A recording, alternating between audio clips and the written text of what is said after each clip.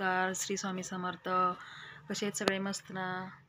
तर आज माझा हा दुसरा व्हिडिओ आहे की मी अशी फेस टू फेस बोलते आणि ॲक्च्युली मी मेकअप वगैरे काही केलेलं नाही आहे.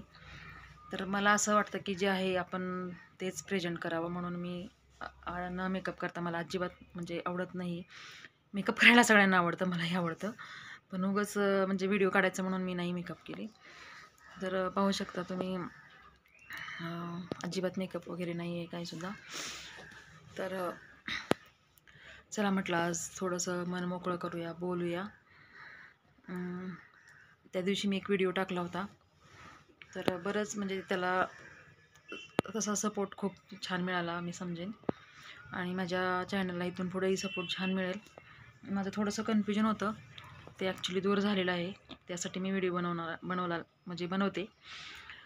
थोडंसं बोलताना गोंधळ होते, कारण मला अजून सवय नाही, त्यामुळे माफ करा.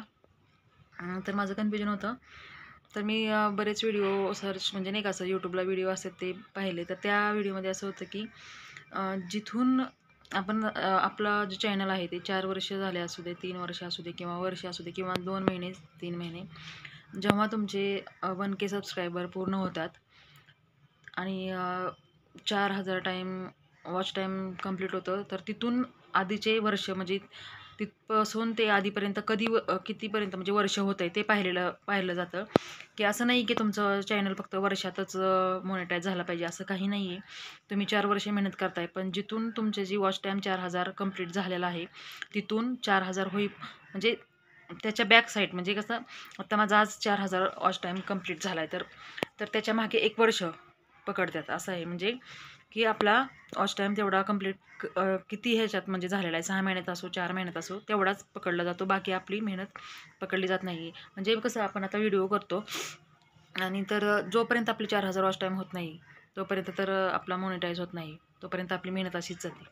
आणि जेव्हा वॉच टाईम 4000 होतो आणि 1000 सबस्क्रायबर होतात, आता तर 1000चं काही म्हणजे हे नाही आहे, फक्त म्हणजे कमी झालेलं आहे की 500 सबस्क्रायबर झाले असले तरी तुमचं मॉनिटाईज होऊ शकतं. असं मी बरेच काही व्हिडिओ बघितलेले आहेत.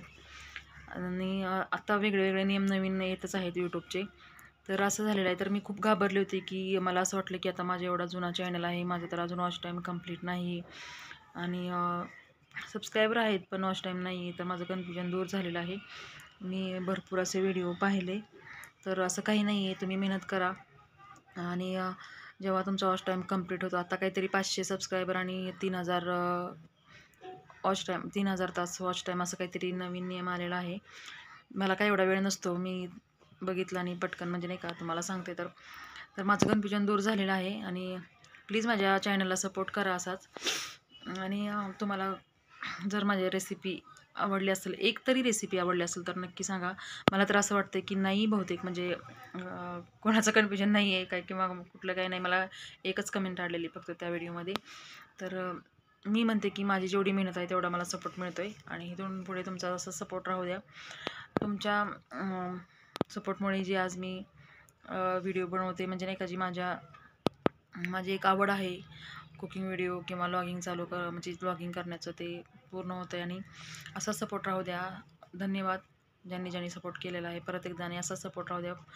लवकरात लवकर माझा वॉच टाईम कंप्लीट होऊन मी नक्कीच सेलिब्रेशन करणार आहे.